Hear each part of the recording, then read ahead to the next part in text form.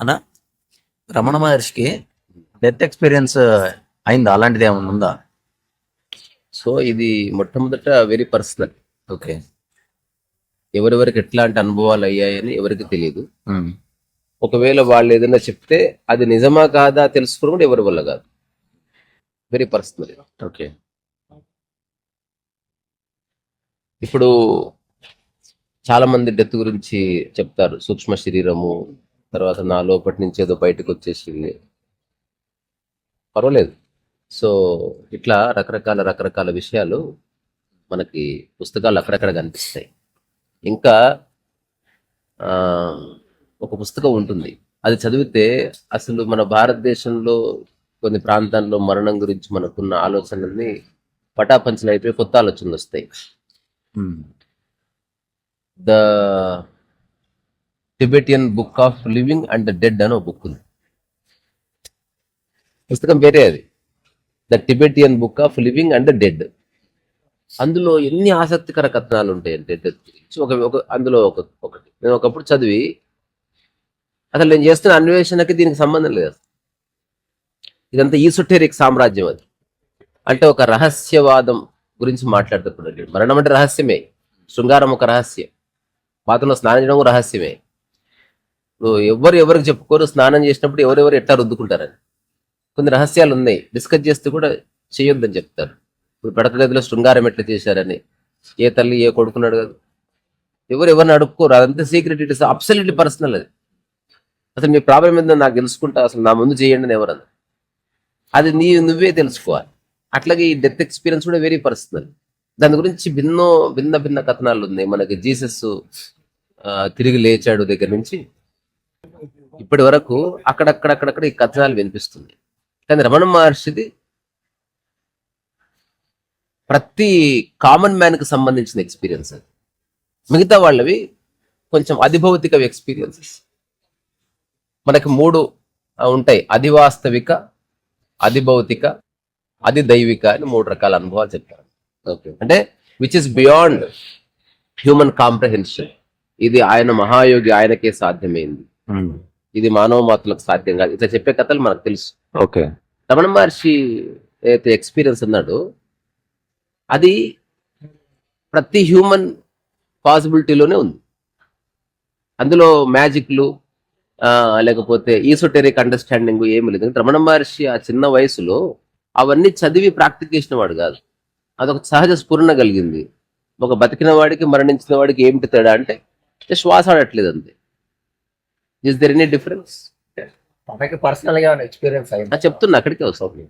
అంటే ఇప్పుడు బాగా చదివి ఆధ్యాత్మికతను ప్రాక్టీస్ చేసేవాడికి చాలా ఎక్స్పీరియన్స్ వస్తాయి. ఓకే. ఏమి ఉదాహరణకి ఒక వ్యక్తి తాజ్ మహల్ గురించి ఏమి చదవలేదు, ఎప్పుడు నథింగ్, ఎప్పుడు చదవలే. అక్కడ పోతే పెద్దది అనిపిస్తుంది. అట కాకుండా ఇంకొక వ్యక్తి తాజ్ మహల్ గురించి ఒక 100 పుస్తకాలు ఉంటే అవన్నీ చదివాడు. తాజ్ మహల్ నిర్మాణానికి రాళ్ళెత్తిన కూలీలందరూ, తాజ్ మహల్ కట్టినప్పుడు షాజహాన్ కొన్ని వేల మంది హిందువుల చేతులు నరికాడు. తాజ్ మహల్ అసలు ఇస్లామిక్ కట్టడం కానే కాదు, తేజో మహల్ ఏమని ఒకటి చదివాడు. అసలు తాజ్ మహల్ అన్నది అప్పుడు వచ్చిన ఒకనొక డిగ్రీ ప్రకారం, ఒక పట్ట పాస్ పుస్తకం ప్రకారం ఏంటంటే అసలు అప్పుడు కట్టింది కానే కాదు, దానికి ఒక 600-700 సంవత్సరాల క్రితం కట్టింది, అది ఒక రాజు నుంచి ఇంకొక రాజు చేతులు మారింది అని చదివాడు. ఇప్పుడు ఇట్లాంటి మిక్చర్ ఆఫ్ ఇన్ఫర్మేషన్ తో వెళ్ళిన వాడికి అదొక అబ్బురమైన ఒక కట్టడంగా కనిపిస్తుంది. When you have no information, నీకు చెప్పడానికి ఏముండదు. Still death is there, still life is there. ఒక జంతువుకు డెత్ ఎక్స్పీరియన్స్ ఉండదా? ఇప్పుడు గమనిస్తే తెలుస్తుంది. అది ఏది ఉంటే దానికి సకంబ్ అవుతుంది. దానికి మెమరీ లేదు, ఇన్ఫర్మేషన్ లేదు, దానికి నాదన్నది లేదు. కాబట్టి చేత కాకపోతే చేత కాదని పడుకుంటుంది, మూలుగితే మూలుగుతుంది. అట్లా ప్రాణం పోతే ప్రాణం పోతుంది, కానీ ఫియర్ ఉండదు దానికి. మనిషికి ఫియర్ ఉంటుంది. సో రమణ మహర్షి ఆ వయసులో ఫియర్ లేదు తనకి. ఏ చిన్న పిల్లవాడు ఎప్పుడన్నా మీరు నేను చెప్పేది కొంచెం ఆశ్చర్యకరంగా ఉంటుంది. నేను ఇదని, ఇది నా వస్తువని, ఇది నేను సాధించాలని అట్లాంటి భావనలు ఏర్పడ్డ తరువాత ఎవరైతే అనుకోకుండా రకరకాల ఆరోగ్య కారణాల వల్ల ఐసీయూలో పడతారో వాడికి భయం వేస్తుంది, నేను చచ్చిపోతానేమో. ఒక 3-4 సంవత్సరాల పిల్లవాడు ఐసీయూలో పడితే ఆ పిల్లవాడికి డెత్ అంటే ఫియర్ ఉండదు, ఎందుకంటే డెత్కి సంబంధించిన ఇన్ఫర్మేషన్ లేదు కదా. అందుకని అతను అప్పుడు కూడా చనిపోయే గంట ముందు కూడా నాకు చాక్లెట్ కానీ ఏడవచ్చు, నాకు దాహం వేస్తుందని ఏడవచ్చు, నేను కూడా ఇంటికి వస్తాం అమ్మే అని ఏడవచ్చు. మామూలుగా ఎలా ప్రవర్తిస్తాడో అలాగే ప్రవర్తిస్తాడు. దాంతోపాటు తనకు కలిగే నొప్పికి తను స్పందిస్తూ ఉంటాడు, అంతే. అది ఎలాగ ఉంటుంది, ప్రతి ప్రాణికి ఉంటుంది. Okay. So Ramana Maharshi death ఎక్స్పీరియన్స్కి వద్దాం. కొంచెమే చెప్పుకోవడానికి ఉంది. నేను చెప్పాలనుకుంటున్నది ఏంటంటే, ఇప్పుడు the Tibetan book of living and the dead లో గురువు గారు చచ్చిపోతారు, ఆడ పడి ఉంటారు. శిష్యుడు వస్తాడు ఎక్కడి నుంచో, నేను ఒక ప్రశ్న ఉండే గురువు గారు, ఆ ప్రశ్న అడుగుదాం అనుకునే చచ్చిపోతారా అంటే గురువు గారు లేచి కూర్చుంటారు. ఆ ప్రశ్న అడగంటాడు. అప్పుడు చాలా అపారమైన దయతో నాపై దయ చూపించి మీరు తిరిగి వచ్చారు, సరే ఈ ప్రశ్న ఇది అని అడుగుతాడు. అడిగిన తర్వాత గురువు సమాధానం చెప్తాడు. ఆర్ యూ సాటిస్ఫై అంటాడు. సాటిస్ఫై అయిన తర్వాత మరి నేను పోనా అంటాడు. పో అంటే చచ్చిపోతాడు. అంటే మనం ఒక ఊరికి వచ్చిపోయినట్టుగా శరీరాన్ని వదిలేయచ్చు అన్న కాంటెక్స్ట్ అందులో కనిపిస్తుంది. సో ఒకానొక సాధన చేసి మా శ్వాసని న్యూట్రల్ చేసేసి కంప్లీట్గా బ్లాక్ చేసినప్పుడు మన నెత్తి మీద నుంచి ఒక బ్లాస్ట్ జరిగి ఒక పాప్కార్న్ లాగా ఇక్కడ అట గాల్లో వెళ్ళిపోయి అట చచ్చిపోయిన వాళ్ళు ఉన్నారని చెప్తారు. బోధిధర్మ ఎక్స్పీరియన్స్ తనకు లైఫ్లో చేయాల్సిన పని అంతా అయిపోయిన తర్వాత ఒక కేవ్ ఉంటుంది. ఆ కేవ్ లోపలికి వెళ్ళిపోయి ఆ కేవ్లో ఒక గుహ ఇట్లా లోపలికి వెళ్తే ఇంకా డెడ్ ఎండ్ ఉంటుంది కదా, ఆ డెడ్ ఎండ్ వైపు 12 years కూర్చున్నాడు. వెనక్కి తిరిగి చూడలేదు. ఆ 12 years రోజుకి 2 పూటల భోజనము, ఒక 2 ఏళ్ల తర్వాత రోజుకి 1 పూట భోజనము, ఇంకొక 2 ఏళ్ల తర్వాత రోజుకి కొంచెమే భోజనము, ఇంకో 2 ఏళ్ల తర్వాత జస్ట్ ఒక అరటిపండు, ఇంకొంచెం తర్వాత ఒక చిన్న మెతుకు, ఆ తర్వాత నీళ్లు లేదు మెతుకు లేదు, అట్లా సృష్టించి అట్లా డిసప్పేసి కథ చెప్తారు. ఇప్పుడు మనకి జైన్ సాంప్రదాయంలో సంతారా అని ఒకటి ఉంటుంది. ఇప్పుడు విన్నారా మీరు చాలా వినలేదు. సంతారా అని ఒకటి ఉంటుంది. ఆ సంతారా అనే దాని గురించి రీసెంట్ గా కోర్టులో పిటిషన్ వేశారు human right activist. It is unethical. అంటే ఈ సాంప్రదాయం యొక్క మూలము ప్రజలకు కానీ ఆ కోర్టు దృష్టికి కానీ వాళ్ళకి వెళ్ళవు కాబట్టి ఏదేమైనా సూసైడల్ అట్లా చేయకూడదని తీర్పిచ్చేశారు. ఇప్పుడు సంతారా అన్నది మనము ఓపెన్ గా ప్రాక్టీస్ చేసే అంశం కాదు. అయినప్పటికీ రీసెంట్ గా ఒక చాలా ఫేమస్ జైన సాధువు సాంతారా ప్రక్రియలో మరణించాడు.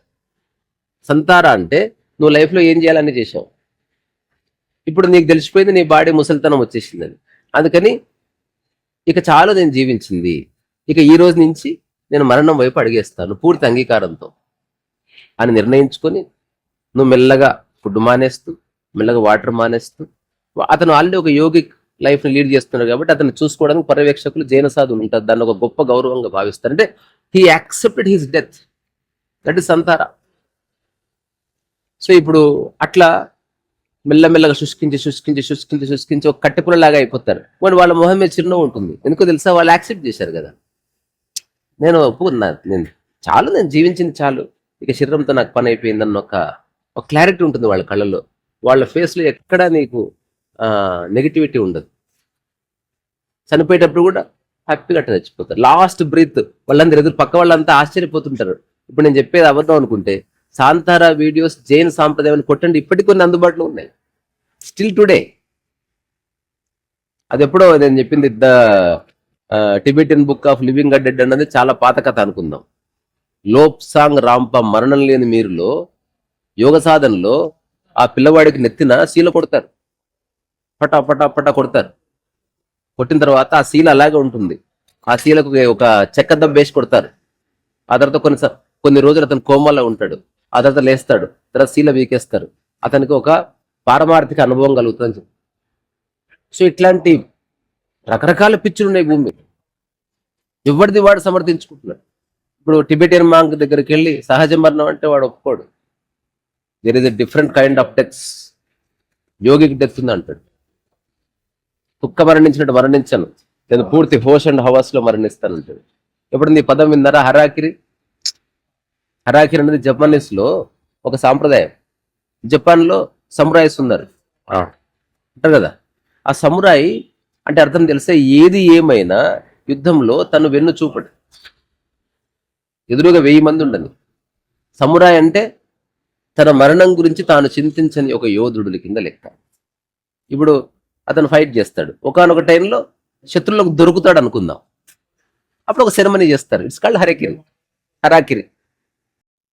ఆ సెరమనీ ఏంటంటే అందరు రౌండ్గా వచ్చి కూర్చుంటారు.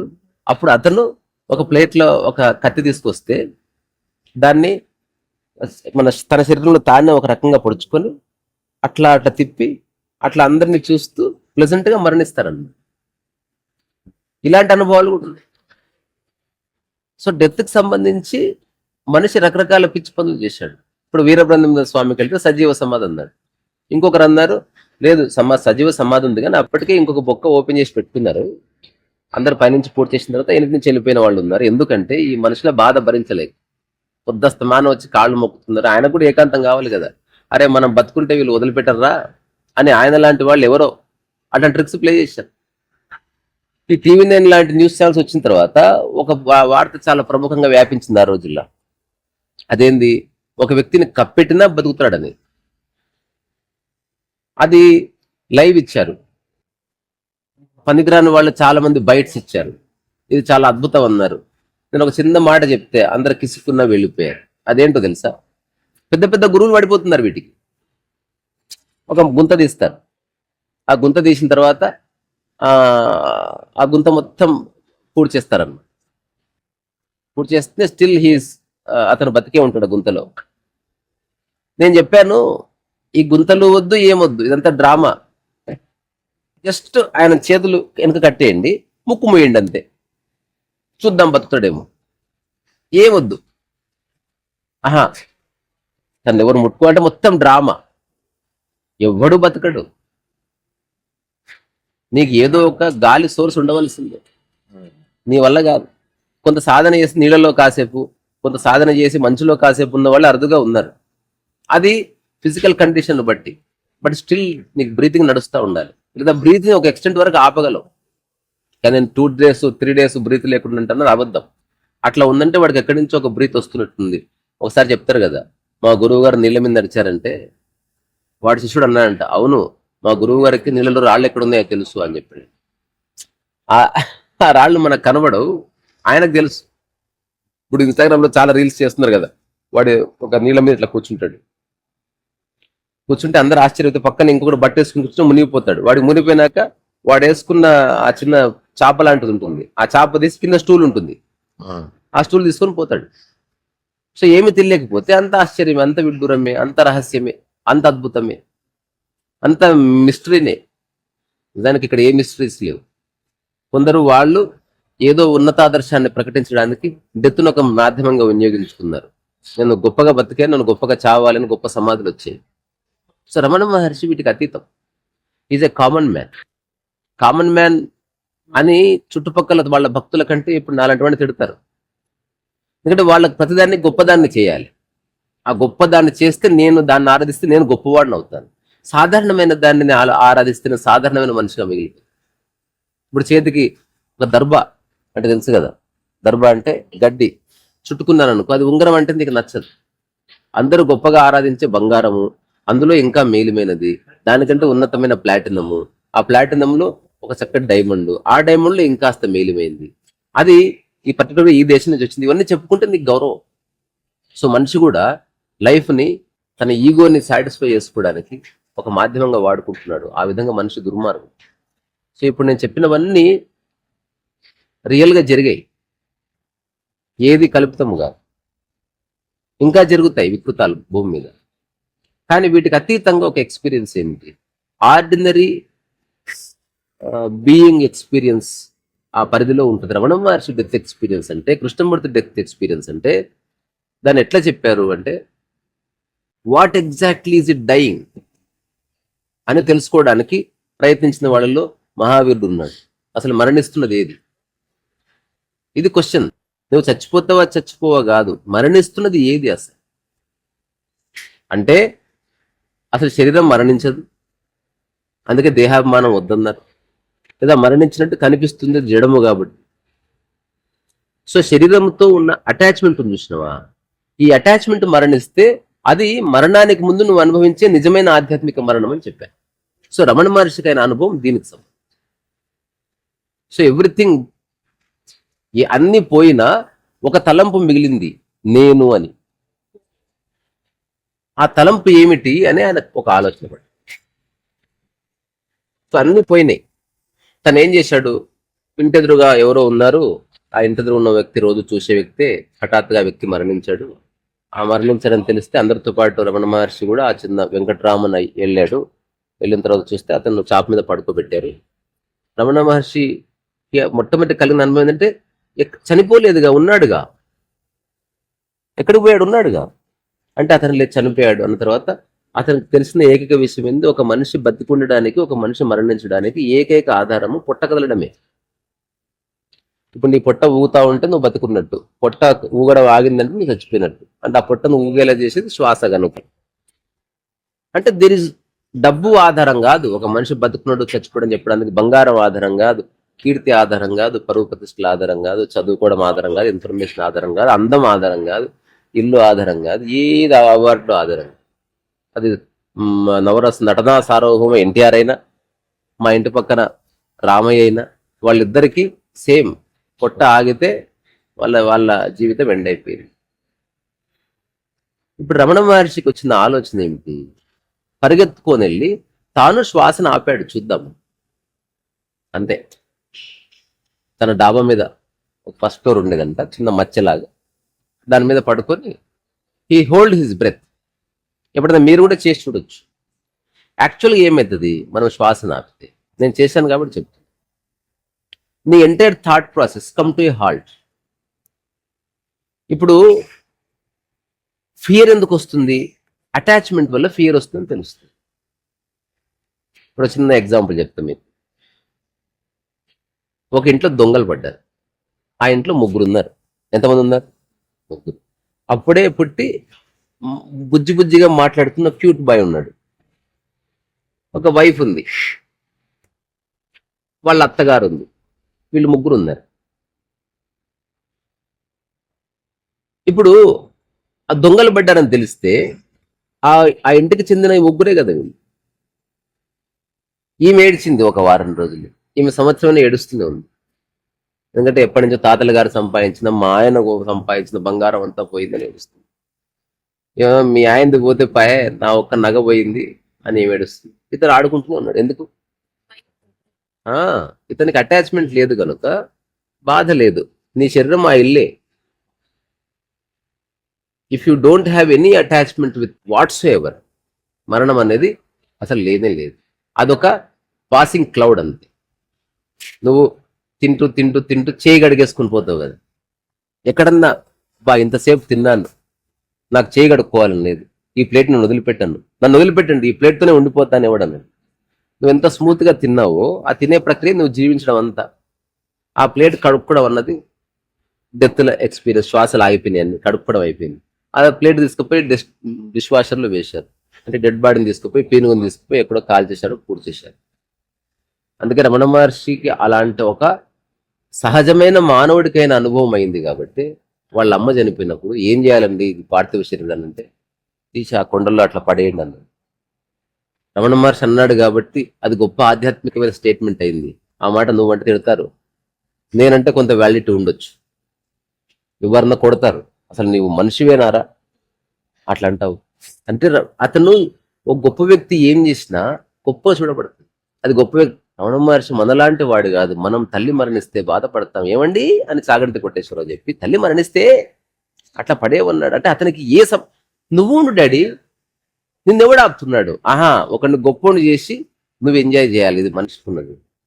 అదేమన్నా ఐఏఎస్ఆ ఎగ్జామ్ నువ్వు క్రాక్ చేయడానికి, అదేమన్నా ప్రపంచంలో గ్రేటెస్ట్ కంప్యూటరా, లేకపోతే ప్రపంచంలో ఎవడు గెలవలేని computer ఆల్గరిథమా?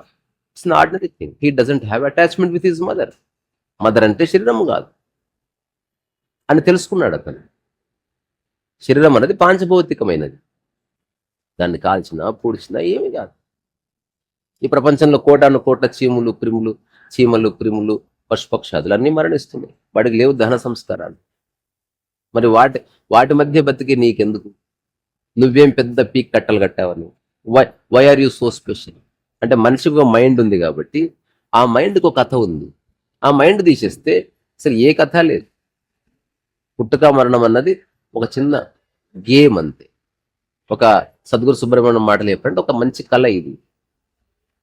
There is no great story to attribute to this life and death అని చెప్పాడు.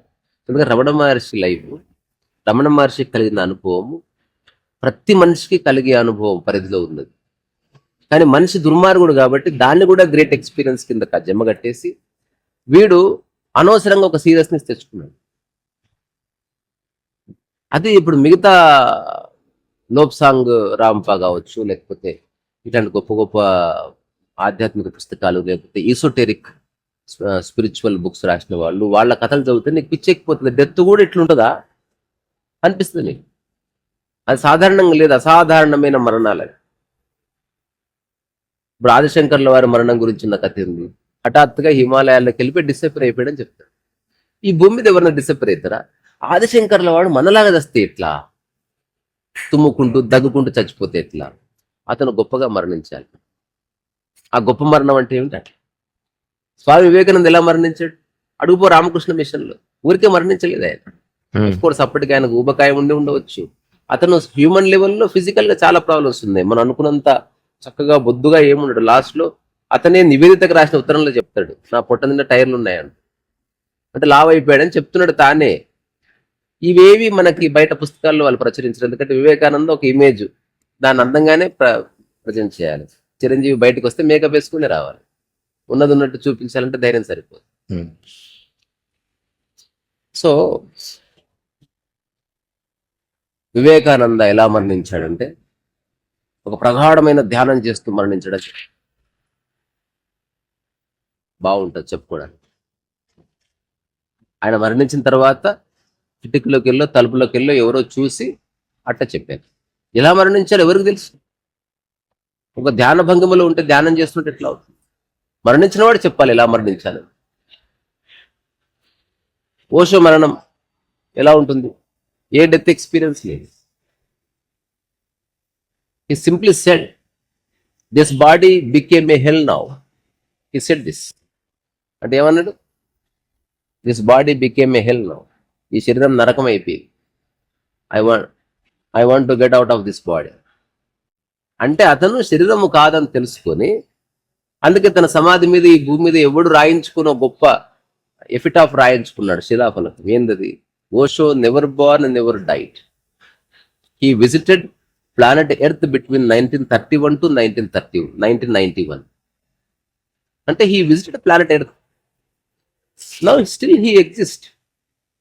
ఇంకా అతను ఒక క్లియర్ ఇన్స్ట్రక్షన్ ఇచ్చాడు ఈ భూమి మీద. ఎందుకంటే ద మోస్ట్ ఇంటెలిజెంట్ పర్సన్, అంత ప్రజ్ఞ ఎవడికి లేదు, మహాదూరదర్శి అతను. అతను ఏం చెప్పాడంటే, whenever you speak of me, అంటే నా గురించి నువ్వు ఎప్పుడు మాట్లాడినా, always speak in present tense అని, యాజ్ ఇఫ్ ఐఎమ్ అలైవ్. ఇప్పుడు మా డాడీ ఊరెళ్ళాడు, నువ్వు మీ డాడీ గురించి మాట్లాడితే ఆయన ఊరు వెళ్ళారు అని చెప్తావు తప్ప అప్పట్లో ఆయన వెళ్ళాడు, ఆయన ఇక లేడు అని చెప్పమ్మా. సో బతుకున్నప్పుడు నీ భాష వేరు, ఒక వ్యక్తి బతుకున్నాడని చెప్తున్నప్పుడు మన భాష వేరు. ఒక వ్యక్తి మరణించాడని చెప్పగానే పాస్ట్ టెన్స్ అయిపోతుంది. He was a good man. ఓషోకి we should never use was, but he said it. నేను కూడా చెప్తున్నాను, నన్ను కూడా నేను మరణించిన డోంట్ యూజ్ వాజ్ దెన్, అట్లా అక్కర్లేదు, పాస్ట్ టెన్స్ అక్కర్లేదు. ఎందుకంటే అసలు లైఫ్ అనేది ఒక యాడ్ కంటిన్యూటీ అని అర్థం చేసుకొని దానికి గొప్ప లెక్చర్స్ దంచకుండా సింపుల్గా నా గురించి ఎప్పుడు మాట్లాడినా వర్తమానంలోనే మాట్లాడింది. ఎంత బాగుంది అసలు. నేను ఎన్నో చదివిన గూస్ బంప్స్ వచ్చిన సందర్భాలు ఉంటాయి విష్ణు. ఇట్లాంటివి చదివినప్పుడు నాకు అనిపించింది, వెన్ రమణ మహర్షి సెడ్ తల్లిగారి పార్థివ దేహాన్ని ఏం చేయాలి, అట్లా దిబ్బల్లో పడేయండి అని చెప్పినప్పుడు ఎగ్జాక్ట్ లైఫ్ అది. That's how human should be. మిగతా వాళ్ళు ఏదో చేశారు, ఆ తర్వాత మాతృభూతేశ్వర ఆలయమైంది, everything okay, he witness to it. దాంతో అతనికి ఏ సంబంధం లేదు. అందుకని కంక్లూజన్ ఏంది? మరణం అనేది అనుభవం కాదు, వాట్ ఎగ్జాక్ట్లీ డైస్ అంటే నేను చెప్తున్నా, your attachment should die, that is the real death. నిజంగా మరణించాల్సింది ఏదైనా ఉందంటే మనకు ఒక దాంతో ఉన్న అటాచ్మెంట్. అది అటాచ్మెంటే నీకు నీదైన మైండ్ ఏర్పాటు చేస్తుంది. If there is no attachment there is a common mind, అది ఏంది ఫంక్షనల్ మైండ్ ఉంటుంది.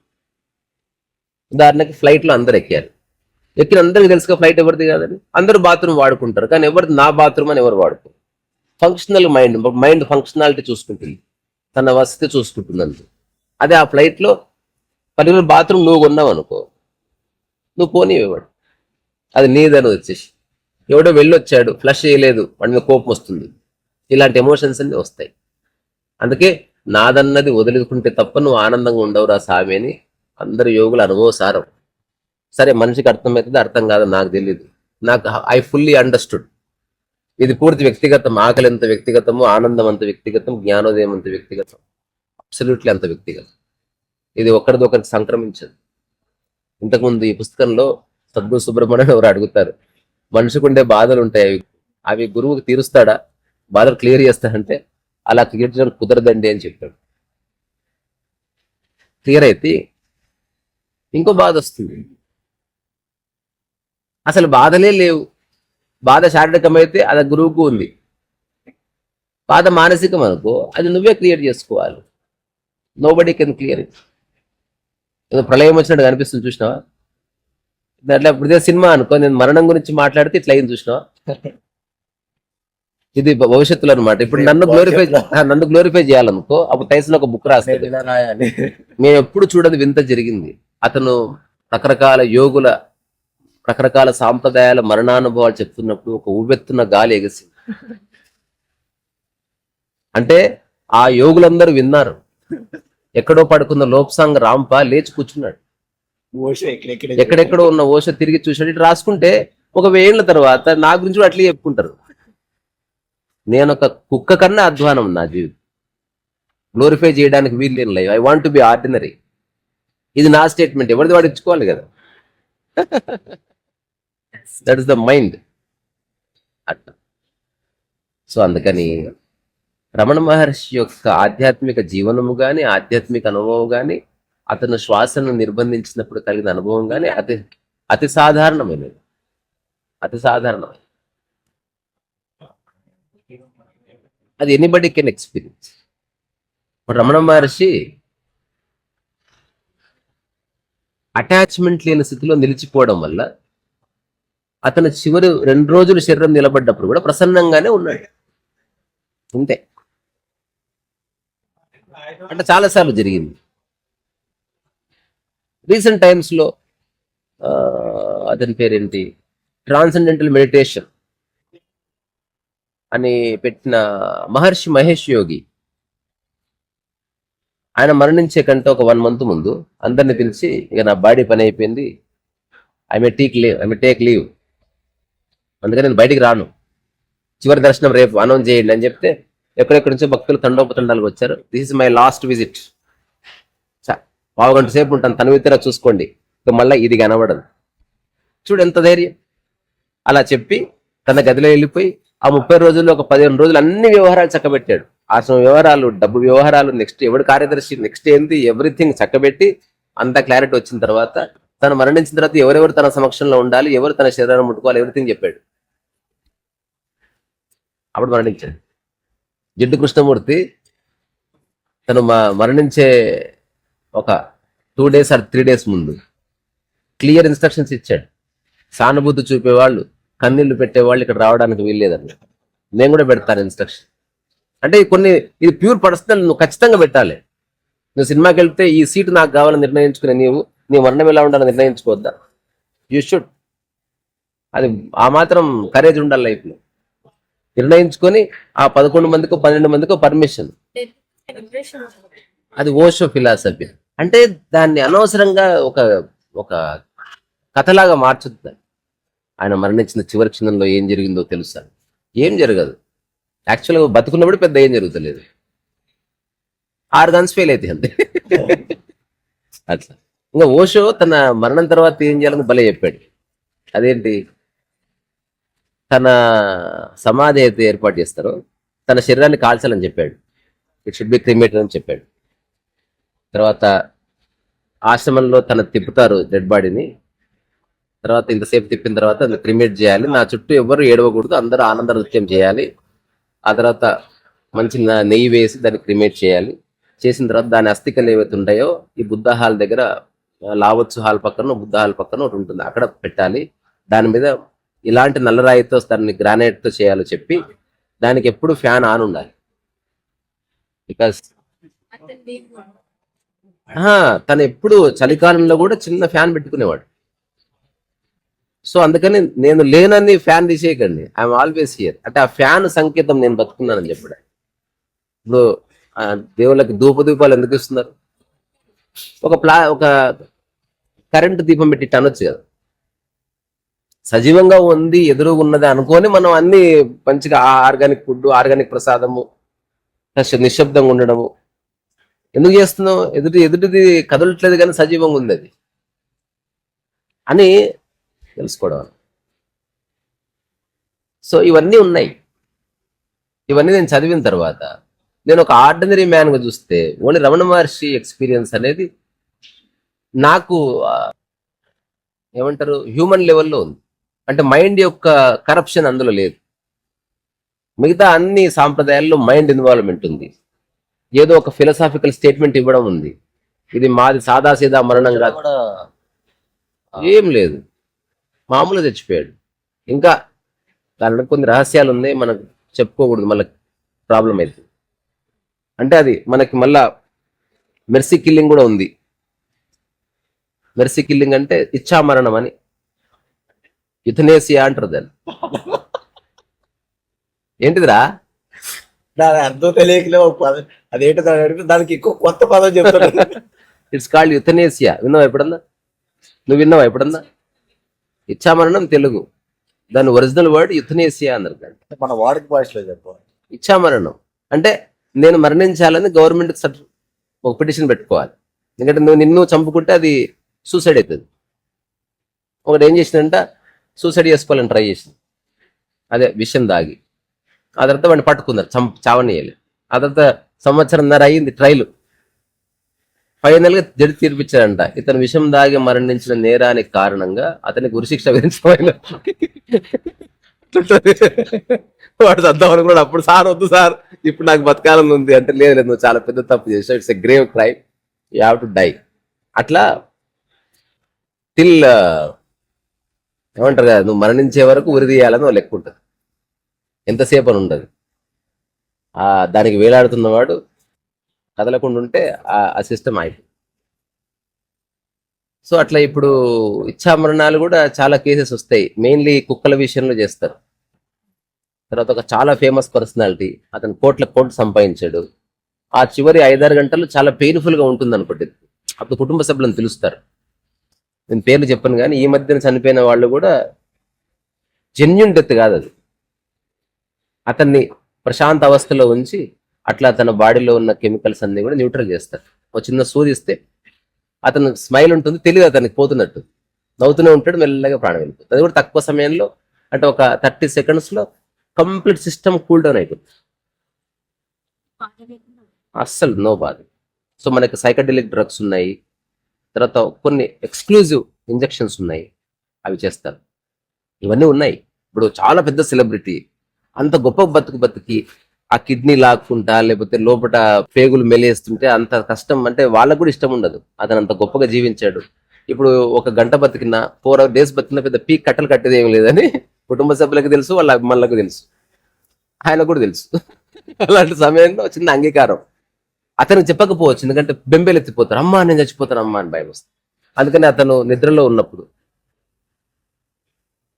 తెలీదు, అతను నాకు ఇంకా ట్రీట్మెంట్ జరుగుతూనే ఉంది అన్న భ్రమలో అది వాడి నుంచి చంపేస్తారన్నమాట. ఇదంతా ఉంది ప్రపంచంలో.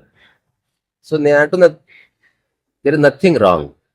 అది అందరికీ అందుబాటులోకి వస్తే ఇంకా బాగుంటుంది, కానీ మిస్యూజ్ చేస్తారు. అందుకని అది లీగల్గా చట్టం తన పరిధిలో పెట్టుకుంటుంది. దానికి చాలా పెద్ద ప్రాసెస్ ఉంటుంది. నేను ఫస్ట్ యుథనేసియా గురించి తెలుసుకున్నది, ఒక మదర్ వాళ్ళ పిల్లవాడు చాలా శారీరక రుగ్మతలతో పుడితే ఎత్తుకొని పెంచింది. చాలా అసలు వాళ్ళ అమ్మ లైఫ్ అంతా ఈ పిల్లవాడి కోసం అంకితం చేసేసింది. వాడికి యవ్వనంలో వచ్చిన తర్వాత వాడికి అనిపించింది ఒక బ్లూ ఫిల్మ్ చూడాలి అని. అప్పట్లో ఇట్లా ఇంటర్నెట్ లేదు కదా. వాడు ఎక్స్ప్రెస్ చేస్తే వాళ్ళ అమ్మ తీసుకెళ్ళి తారక రామ థియేటర్ ఎక్కడో వాడిని లోబడికి పంపించి తను బయట కూర్చుని, అంటే ఆ రేంజ్ సాక్రిఫైస్ చేసింది. సిగ్గు లేకుండా, ఇన్హిబిషన్ లేకుండా అట్లా ఎత్తుకొని తిరిగింది. అట్లాంటి మదర్ని ఒకరోజు ఎర్లీ మార్నింగ్ ఆ అబ్బాయి అడుగుతాడు, నా కోసం నువ్వు చేసిన సర్వీసు అమేజింగ్, ఇంకా చాలమ్మా, నేను మరణిద్దాం అనుకుంటున్నాను, నేను ఫుల్లీ సాటిస్ఫైడ్గా ఉన్నా అంటే వాళ్ళమ్మ ఒప్పుకోలే. అప్పుడు వాళ్ళ అమ్మను ఒప్పించాడు వాడు.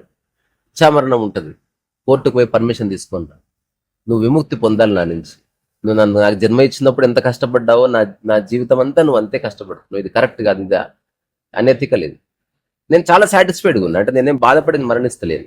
ఇట్లా వాళ్ళిద్దరి మధ్యన ఒక అగ్రిమెంట్ వచ్చింది. వాళ్ళ అమ్మాయి అడిగితే వాళ్ళు పర్మిషన్ ఇవ్వలే. నా కొడుకుని మరణించే అవకాశం ఇవ్వాలని తను ఫైట్ చేసింది. హర్ నేమ్ సుజాత అనేది ఉంటుంది, మన తెలుగు ఆవిడే. అది అప్పట్లో వార్తా కథనాల్లో ప్రముఖంగా ప్రచురించబడ్డది. ఇదంతా గొడవ దేని గురించి? A person wants to die and system doesn't want him to die. ఇప్పుడు టెక్నాలజీ వచ్చింది కాబట్టి, అదే బోధి ధర్మం ఉంది రోజుల్లో, సిస్టమ్ అంతగా లేదు, సీసీ కెమెరాలు లేవు, ఎవరేం చేస్తున్నారో తెలీదు, ఒక ఊరికి ఇంకో ఊరికి కమ్యూనికేషన్ లేదు కనుక చాలా కథనాలు ప్రచారంలోకి వచ్చాయి. ఆ కథనాలు ముద్రింపబడ్డాయి. వాస్తవం ఏంటో తెలియదు కానీ ఈ కథనాలకు ప్రాముఖ్యత వచ్చింది. నా దగ్గరికి రీసెంట్గా వాడు వచ్చాడు, చెప్పి ముగిస్తా, నేను నా హాస్టల్ బాడీని చూశాను, నన్ను ఓకే అని వదిలేసి. అతను ఘోరంగా ఫీల్ అయింది తెలుసా. అంటే అతని ఆ మాట ఎవరికి చెప్పినా వాళ్ళ ఆశ్రమంలో అక్కడ, ఆహా అసలు ఎంత గొప్ప విషయం, నేను అసలు ఓకే చెప్పాను. అన్న ఏంది బాస్ అసలు మీకు ఇంత ఇన్సెన్సిటివ్ ఉన్నారు అంటే ఇప్పుడు ఏం చేయాలి, దండ తెచ్చేయాలన్నా, ఇప్పుడు నీదే కదా చూసింది, ఇట్స్ ఓకే అయితే ఏంది అంటే దాని ద్వారా నువ్వు తెలుసుకున్నది ఏందో. అంటే నేను హాస్టల్ బాడీతో పిరమిడ్ దగ్గరికి వెళ్ళొచ్చా? నేను చెప్పాను దాని దగ్గర కొత్త హోటల్ అయిందంట, దాని పేరు చెప్పు నాకు, ఈరోజు రాత్రికి పో. నువ్వు హాస్టల్ బాడీలో పోయినావు చూసినావా, లేకపోతే నీ మైండ్లో ఉన్న హాస్టల్ బాడీని చూసినావు నాకే తెలుసు. మనకు చిన్నప్పటి నుంచి ఒక పిట్ట కథ చెప్పారు, ఈ ప్రపంచంలో అత్యంత వేగంగా ప్రయాణం చేసిన మనస్సు కరెక్ట్ అన్నారు. అంతకంటే పెద్ద అబద్ధం ఇంకోట్లేదు. ఎవరన్నా విచారణ చేస్తే కదా, గొర్రెలు మనసు ఎక్కడికి ప్రయాణం చేయదు, మనసుకు ఆ శక్తి లేనే లేదు. కళ్ళు మూసుకుంటే తాజ్మహల్ కనిపించింది, తాజ్మహల్ చూస్తలేదు, తాజ్మహల్ సంబంధించిన ఒక ఇమేజ్ని చూస్తున్నది. నువ్వు మనసు వెళ్ళి తాజ్మహల్ ఇట్లా చూసి వెనక్కేం వస్తలేదు. అది నీ మనస్సులో లేనిది మనసు ఎప్పుడు చూడలేదు. నేను చెప్తా, పుంకు అనే ప్రాంతంలోకి వెళ్ళి ఒక గుడిసెని చూసిరంట, లేదా బర్మాకు పోయి ఒక బుద్ధిస్ట్ శ్రేణి ఉంది, అందులో ఒక చిన్న ఒక బాక్స్ ఉంది, అందులో ఒక స్క్రిప్చర్ ఉంది, చూసిరా అంట. ఎక్కడ అంటూ అయిపోయా, చూడలేవు. నువ్వు చూసిన దాన్ని నువ్వు ఒక ఇమేజ్గా స్టోర్ చేసుకుని దాన్ని చూస్తున్నావు. నువ్వు you are not watching something. ఎక్కడో మైండ్ ఫాస్ట్గా వెళ్ళిపోయి అక్కడ నిలబడి చూసి ఇట్లా ఎన్నికి వస్తలేదు. అది మైండ్ ఎక్కడికి పోదు. మైండ్ ఒకవేళ స్ట్రాంగ్గా ఫంక్షన్ అవుతుందంటే ఇక్కడే ఉండి కూడా అమెరికాలో ఉన్న ఒక దాంతో ఉన్న అటాచ్మెంట్ ఉంటుంది. అమెరికాలో హస్బెండ్ ఉన్నాడు, అమెరికాలో తన కారు ఉంది, ప్రాపర్టీ ఉంది. ఇప్పుడు ఈమె అనుకోకుండా ఇండియాలో ఉండిపోయింది, అమెరికాలో బాంబులు పడ్డాయని తెలిసింది. అప్పుడు ఈ థాట్ ఉండిపోయింది కాబట్టి ఇక్కడ మైండ్ సఫర్ అవుతుంది బికాస్ ఆఫ్ అమెరికా. అంతేగాని అమెరికాకి మైండ్కి ఏం సంబంధం లేదు. అదే ఒక ఇన్విజిబుల్ థ్రెడ్ లాగా మనం కథలాగా చెప్పుకోవాల్సిందే. దానికి ఏ థ్రెడ్ లేదు, అక్కడ ఉన్న విషయాలు మైండ్లో ఉన్న కారణంగా సఫర్ అవుతుంది అంతే. If there is no this అంటే దానికి సంబంధించిన అటాచ్మెంట్స్ ఏవి అమెరికాలో లేకపోతే, అమెరికా అంతా బాంబ్ డిసప్పర్ అయిపోయినా నువ్వు అన్నంలో పెరిగేసుకొని తింటావు, నీకే సఫరింగ్ ఉండదు. నాకు ఫస్ట్ వచ్చిన నా ఎక్వైరీస్లో మరణం మనిషిని బాధిస్తలేదు. మరణం మనిషిని బాధిస్తలేదు, నా అన్నది మరణించినప్పుడు బాధ వస్తుంది అని నేను తెలుసుకున్నాను. ఇప్పుడు ఒక వ్యక్తి మరణిస్తాడు, ఎవరాయన అంటే ఎవరో తింటా ఉన్నాం, తర్వాత తింటుంటే చెప్పారు మీ హస్బెండే, ఏడుపు వచ్చేసి. మరణం మనిషిని బాధిస్తే మనిషి చేయవలసింది నిరంతరం ఏడవటమే, అంటే నిరంతరం ఏదోటి మరణిస్తూనే ఉంది. సో మరణించాల్సింది ఏంటంటే అజ్ఞానం మరణించాలి, అటాచ్మెంట్ మరణించాలి. So the real death is not of the body. అది ఎలాగ ఉంది, ద రియల్ డెత్ ఏంటి స్పిరిచువల్గా అంటే డెత్ ఆఫ్ ద ఈగో. నువ్వు సజీవంగా ఉండి నీకున్న అటాచ్మెంట్స్ అన్నిటినీ తొలగిపోయినప్పుడు నువ్వు మొట్టమొదటిసారి నిజంగా ఒక ఇండిపెండెంట్ బీయింగ్గా, ఒక లిబరేటివ్ బీయింగ్గా, ఒక జీవన్ముక్త స్థితిలో నువ్వు జీవితాన్ని లీడ్ చేస్తావు అనేది అది చాలా గొప్ప. Then that situation, that state never dies. అది వ్యక్తిగతం కాదు. అందుకని దానికి మరణం లేదు అందరు తప్ప ఈ సూపర్ఫిషియల్గా ఉన్నదంతా థియరీలే. అందుకని నేను కొన్నిసార్లు చెప్పాను, as a body I may die, as a essence I never die. Ramana Maharshi as a body I died, Osho I died, అట్లా మెనీ పీపుల్, మా డాడీ కూడా తెచ్చిపోయాడు. బట్ ఎసెన్స్గా అది స్టిల్ ఇట్ ఎగ్జిస్ట్. సో అది నీవు ఏది అనుకుంటే ఇప్పుడు అది ఉంటుంది. ఏది మన మాండ్యుక్యోపనిషత్తు, అందులో ఈ డబ్బుతో అటాచ్మెంటు, పేరు ప్రఖ్యాతులతో అటాచ్మెంటు, ఊరితో అటాచ్మెంటు, లేదా బంగారం సంపాదించడం గొప్ప, ఇట్లా చెప్పారు. అసలు మనిషి ఏది సంపాదించుకుంటే గొప్ప, దేంతో సంబంధం కలిగి ఉంటే నిజంగా అతను సంతోషంగా ఉంటాడు. అప్పుడు గురువు చెప్తాడు, నువ్వు పుట్టినప్పుడు కలెక్టరు కాదు, కానీ నువ్వు కలెక్టర్ జాబ్ పడ్డదని తెలిసి దానికోసం ఒక 6 years చదివి మెయిన్స్ అండ్ ప్రిలిమ్స్ రాసి ఉత్తీర్ణుడవై కలెక్టర్ జాబ్ వచ్చినాక అందరు చెప్పుకున్నావు నేను కలెక్టర్ అన్నది. సో ఈ భూమి మీద లేనిది కలెక్టర్ అన్నది, అది మనిషి సృష్టి. అట్లాంటి దాన్ని ఓన్ చేసుకుని నేను కలెక్టర్, ఐఆమ్ ద కలెక్టర్ అని చెప్తున్నా. ఒకవేళ ఆ జాబ్ పోయినా ఐఆమ్ ఎక్స్ కలెక్టర్ అంటున్నావు. సో ఆ ఉపాధిని నాది అనుకుంటున్నావు కదా, అట్లనే ఇది మూర్ఖుడు చేసే పని. అంటే వచ్చిపోయే దాన్ని నీది అనుకున్నప్పుడు అది ఎప్పుడన్నా పోతుంది కాబట్టి బాధ ఉంది. ఎప్పటికీ నాశనము గాని అవినాశి అందరు దాన్ని, దాంతో నీవు నాది అని చెప్పుకున్నావు నువ్వు. అలాంటిది ఉంటే అప్పుడు నీకు ప్రాబ్లం లేదు కదా అని అడుగుతాడు గురువు. అలాంటిది ఏది ఉందంటే అప్పుడు చెప్తాడు అనమాట, ఓ మన ఆపుతాడు. అంటే ఈ భూమి మీద శాశ్వతంగా ఉన్నది ఏదైనా ఉందంటే ఓంకారమైన ప్రణవం మాత్రమే. నువ్వు కలెక్టర్ అని చెప్పుకున్నవాడివి, నేను బ్రాహ్మణ్ అని చెప్పుకున్నవాడివి, ఇవి తీసేసి నేను ఓంకారం అని చెప్పుకో. కలెక్టర్ అని చెప్పుకున్నావు కాబట్టి 30 ఏళ్ళే ఉంటుంది భూమి మీద. బ్రాహ్మణ్ అని చెప్పావు కాబట్టి నువ్వు మరణించగానే బ్రాహ్మణ్ ఉపాధి పోతుంది. ఊరికి అనుకుంటారు అంతే. అదే నేను ఓంకారం అని చెప్పుకున్నాను, ఈ దానికి ఆది అంతములు లేవు. అందుకని ఎవరెవరైతే యోగులు ఉన్నారో వాళ్ళందరూ వాళ్ళని వాళ్ళు శరీరం అనుకోలేదు, వాళ్ళని వాళ్ళు మనసు అనుకోలేదు. ఎందుకంటే అవి లిమిటెడ్గా నీ ఎగ్జిస్టెన్స్ సూచిస్తున్నాయి కాబట్టి. ఏదైతే ఎప్పటికీ నాశనం లేదు దాన్ని వాళ్ళు తీసుకున్నారు కాబట్టి వాళ్ళు ఎప్పటికీ చిరంజీవులుగా ఉండిపోతారన్నది ఒక నిర్వివాదాంశం. మళ్ళీ ఇది ప్యూర్లీ పర్సనల్, ఇది మనం రుజువు చేయలేము. ఎవ్వడికి తెలియదు ఎవడిట్లా మరణిస్తున్నాడు అని. చుట్టుపక్కల వాళ్ళ కథల్ని మనకు చెప్తారంతే. ఆ గదిలో ఏదో జరుగుతుంది, ఆ గదిలో జరిగిన దాన్ని ఒక స్పోక్స్ పర్సన్ తన మైండ్ తన కల్పన జోడించి చెబితే హఠాత్తుగా అక్కడి నుంచి ముందు అట్లా అదే కథ ముందుకెళ్తుంది. అట్లా అది కామన్. అందుకని హాస్టల్ బాడీ, లేకపోతే పరకాయ ప్రవేశము, లేకపోతే ఒక ఉన్నతమైన మరణం అట్లా ఏమి ఉండవు. మరణించాల్సింది నువ్వు యవ్వనంలో మరణించాలి. నీ ఈగో మరణిస్తే మిగతా అంతా చాలా చిన్న విషయం అని చెప్పడానికి రమణ మహర్షి వచ్చారు. చాలా ఈగోయిస్టిక్ డెత్స్ ఉంటాయి. రమణ మహర్షిది సజీవంగా ఉన్నప్పుడే ఆ పిల్లవాడు తనలో ఉన్న అటాచ్మెంట్, ఆ ఈగోని తీసేసి అది నిలబడుతుందా లేదా చూశాడు అనమాట. అందుకే ఏమాత్రం అలజడు లేని ఒక మానసిక అవస్థ. ఉదయం చూసినా, మధ్యాహ్నం చూసినా, రాత్రి చూసినా నిరంతర ప్రసన్నత ఆ మనసులో, ఆ ముఖం మీద. దానికి ఏకైక కారణము హీ డజంట్ హ్యావ్ అటాచ్మెంట్. ఇది 100% సత్యం. అర్థం చేసుకున్నాడు అదృష్టవంతుడు. అందరితో ఉండు, అటాచ్మెంట్ వద్దు, వదిలేయడానికి సిద్ధంగా ఉండు. ఇప్పుడు ఈ ఫోన్ ఉంది, ఒక టైం వస్తుంది వాడొద్దంటే తీసి పక్కన పడేయగలిగితే పక్కన పడేసి అది గుర్తొస్తా ఉంది నాకు. అందుకే ఫస్ట్ నుంచే ఇది అవసరయుక్తంగానే ఉంటున్నాను, అవసరం కోసమే వాడుకుంటున్నాను అన్నది ఒక right understand. So Ramana Maharshi experience అన్నది ఎవ్రీ ఆర్డినరీ మ్యాన్స్ ఎక్స్పీరియన్స్ పరిధిలోనే ఉంది. లోబ్సాంగ్ రాంపాది లేదు, the Tibetan book of living and the dead దాంట్లో ఏది కామన్ మ్యాన్ పరిధిలో ఉంది. ఒక దలైలామా కానీ, ఒక శంకరాచార్య కానీ, లేకపోతే ఒక ఫెరో కానీ, వీళ్ళు మరణించిన మరణాలు చాలా అద్వితీయమైనవి.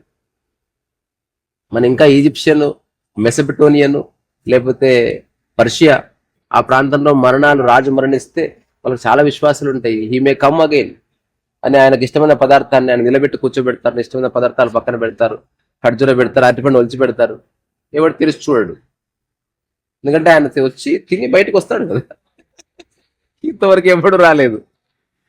వచ్చిన నెక్స్ట్ రాజు ఊరుకుంటాడా? సరే వాడు రాగానే వేసేయం రాన్నాడు. అందుకని అట్లా. అందుకని అటాచ్మెంట్ పోతే అది నిజమైన మరణానుభవం, మిగతాది సహజమైన మరణానుభవం. అది అందరికీ సేమ్ ఉంటుంది.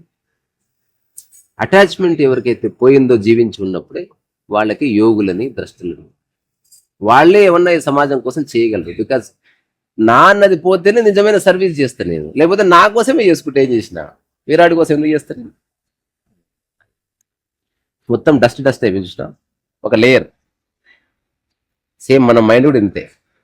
ఇప్పుడు ఎవరో వచ్చిన ఓం రాస్తారు